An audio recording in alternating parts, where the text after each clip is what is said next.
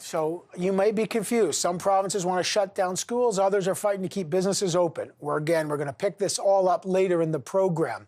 But I want to turn now to another story that you got to know right now, and it is Canada versus China. In the face of China's ongoing attempt to crush democratic movements in Hong Kong, Canada today took a stand, offering a special work permit to allow Canadian citizens and permanent residents a faster return to Canada. China's new security law in Hong Kong that was passed in the last June has led to a lot of violent protests and a real crackdown, as human rights groups say these new laws violate China's agreement to preserve the freedoms in that semi-autonomous city. Not only that, today a parliamentary committee concluded that China is committing a genocide against its Muslim Uyghur population. China recently warned Canada, stay out of its domestic situation. So will these two critical moments raise tensions between the two countries further? And why make all these announcements today? Let's bring in the Immigration Minister, Marco Mendicino, to find out. Minister, first of all, great to have you on the program, and I hope you and your family are doing well in this pandemic. You're putting forward a new expedited 3-year open work permit to recent Hong Kong graduates and those with essential work experience who want to come to Canada to continue schooling or find work, and you're fast-tracking steps to permanent residency for certain Hong Kongers. Why specifically target those groups? Tell us what's behind this. Well, because we think they possess the skills, the talent, and the experience which can help meet our urgent labor needs, and that includes in the healthcare sector, where our workers have been working tirelessly around the clock to fight COVID-19 in the midst of the second wave. And this announcement today, which I think you have very fairly summarized, Evan, does build on our immigration plan, which is squarely focused on jobs, economic recovery, and growth. And so it's set against the backdrop of our grave concerns in Hong Kong. And I took a moment to highlight yesterday's development around the expulsion of 4 democratically elected legislators by China. And so we have also introduced some additional measures to enhance protections in our asylum system. But what we hope is that young Hong Kongers see in this announcement today an opportunity to find work, to continue their studies, and to build that next chapter of their life, which we believe will strengthen the people-to-people ties. But I'm just trying, and I understand you're the immigration minister, you're trying to bring in people that will contribute, but this is a human rights issue. Does this really help people on the front lines of these protests in Hong Kong? They're desperate to get out. Maybe they don't have families. Maybe they aren't a student or a skilled worker, but they are standing up to a regime that is crushing human rights. Why leave them out? Well, we haven't. And as I said, we have a robust asylum system where people who are wanting to make legitimate claims here in Canada will get a fair hearing from an independent tribunal, and that's not a political process. In addition to that, we've aligned 2 policy areas with the developments in Hong Kong. Namely, if you're a failed asylum claimant from Hong Kong, you will get a faster pre-risk removal assessment.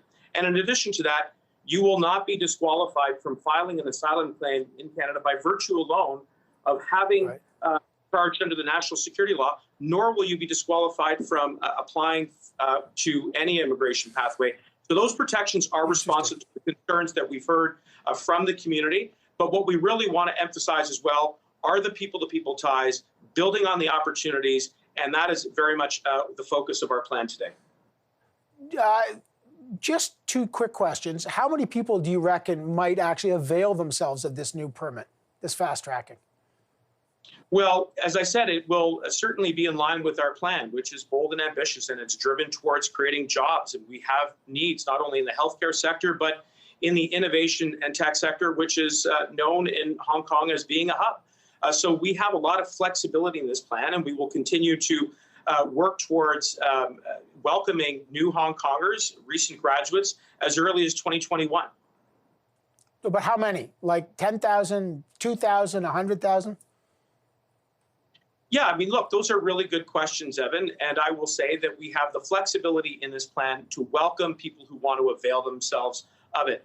And we will incentivize people to come to Canada by having a flexible work permit, as you pointed out, but also by having a faster pathway to permanent residency. And that will be good for economy today, as well as long-term prosperity.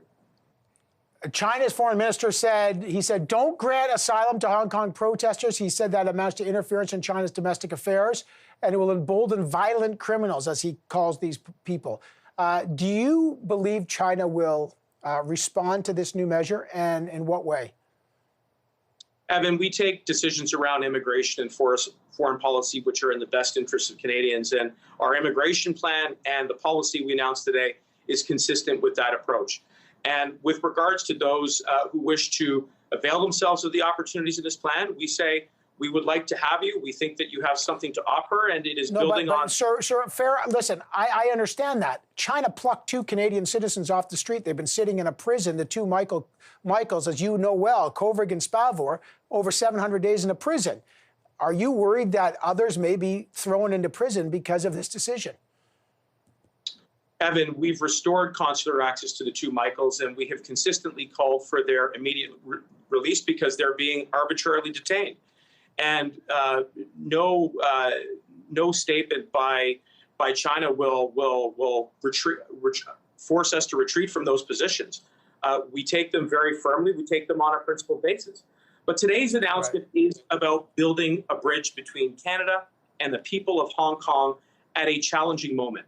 And we're very listen, but Minister, I get that. Sorry, respectfully, I'm not suggesting it might not be, but you can't control how China acts. There might be another Michael that's about to get it. Then you've got the members of a House of Common Subcommittee on International Human Rights today saying that the Muslim Uyghur situation in China is a genocide. So let me ask you this.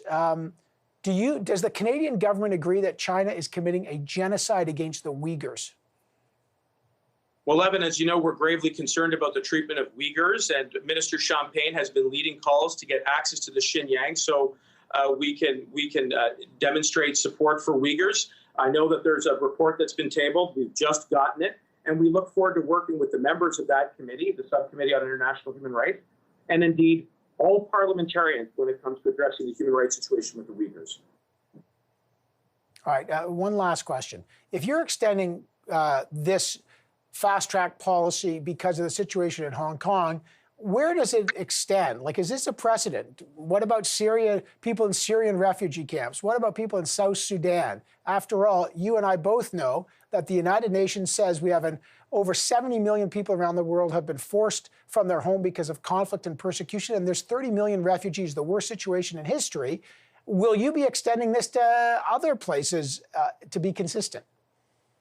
The other thing the United Nations says is that Canada is a world leader when it comes to resettling refugees, and that is something that we should all be proud of because it's built on the strength of the compassion and generosity of Canadians. But most importantly, what today's policy announcement demonstrates is an ongoing agility towards attracting a population that possesses the skills and experience and talent to drive our economy going forward. That is good news, Kevin. Right. Okay, Minister, I'm going to ask you one last time, and I know you keep answering questions I haven't asked, which may be great for you, but let me ask you one more time. Will you be extending this kind of fast-track permit to other places like Syria, South Sudan, where there are also people being persecuted? I'm sorry, Evan, but as I said, we're a world leader, and there's no country that did more for resettling Syrian refugees than Canada. That's directly responsive to the question that you asked. And we are showing leadership around the world when it comes to offering safe harbor to those who are most vulnerable and fleeing persecution, war, and conflict. And that is something that we should all be proud of. And so, yes, that is an important piece. But the policy announcement today is also about building bridges between Canada and the people of Hong Kong. It's about expanding opportunities. Right. It's about driving our economy forward. Minister Mendicino, it's an interesting announcement, and we obviously are going to wait for the Chinese reaction, but a very critical situation going on in Hong Kong right now. I appreciate talking to you, Minister. Thank you. Always great to be with you. Thanks, Evan.